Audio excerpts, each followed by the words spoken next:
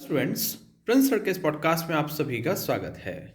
MPPSC के नए फॉर्मूले यानी कि 87-13-13% पर लगाई गई याचिका को माननीय उच्च न्यायालय ने खारिज कर दिया।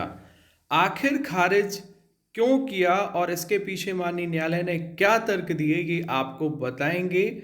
चैनल पर नए हैं तो सब्सक्राइब करिए, बेल आइकन पर क्लिक करिए। डिस्क्रिप्शन में हमारे इंस्टाग्राम, टेलीग्राम, फेसबुक की जो लिंक्स दी गई हैं इनको आप ज्वाइन करिए, हमें फॉलो करिए। साथ ही हमारे नोट्स, टेस्ट सीरीज, कक्षाओं के जो सैंपल्स हम शेयर कर रहे हैं आप इनको देखिए, कंपेयर करिए। इनकी easy language, complete chapters, to the point content आपको सिर्फ और सिर्फ elite studies Indore Prince sir के द्वारा प्रदान किया जा रहा है। आप हमारे नंबर 9685570712 पर व्हाट्सएप करिए, प्रिंस सर का मार्गदर्शन प्राप्त करिए। ओके स्टूडेंट्स, तो चलिए बात करते हैं कि आखिर हुआ क्या। इसको समझने के लिए पॉइंट नंबर 16 को मैं पढ़ रहा हूं, आप इसको थोड़ा सा गौर फरमाइए। इन view of above discussion, what comes out loud and clear is that merit centric concept of migration cannot be invoked at the stage of pre-examination, in which comparative merit of the candidates is not assessed, tested.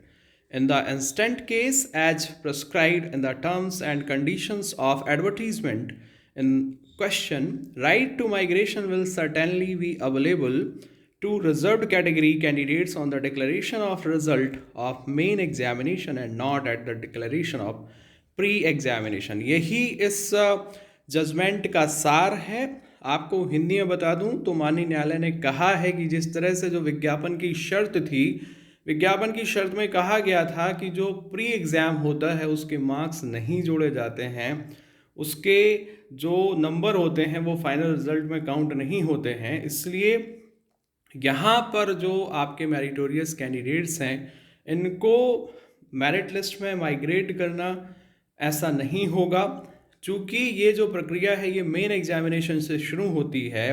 क्योंकि आपके mains और interview के marks जुड़ते हैं, तो जो आपको migration है वो आपको दिया जाएगा। माइग्रेशन जो टर्म है आपको बता दें, इससे मतलब है कि ओबीसी, एससी, एसटी के जो कैंडिडेट्स हैं उनको अनरिजर्व्ड में उनके बराबर या अधिक नंबर होने पर जगह देना।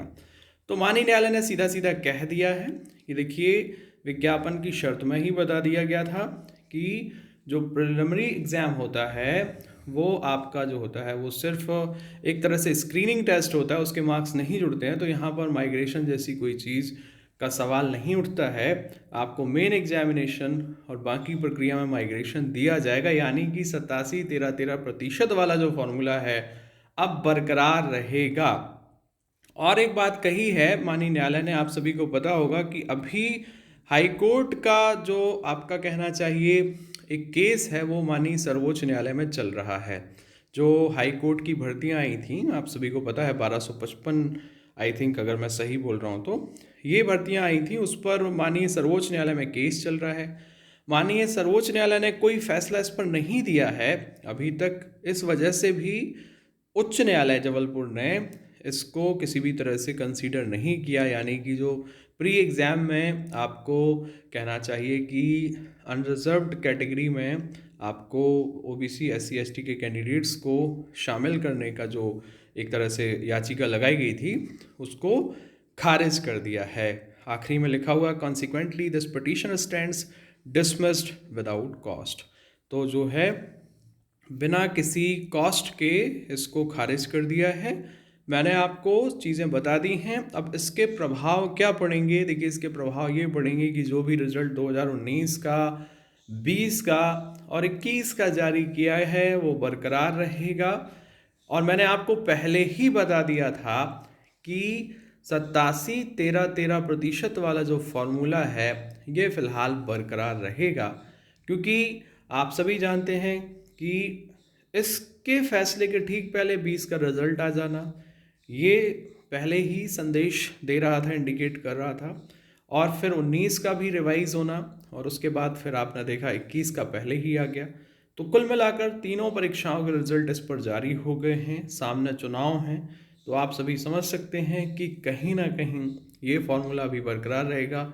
ओबीसी कोर्ट केस का जो मुद्दा है उसको जब तक सॉल्व नहीं किया जाता है तब तक 100% पर रिजल्ट नहीं आएंगे।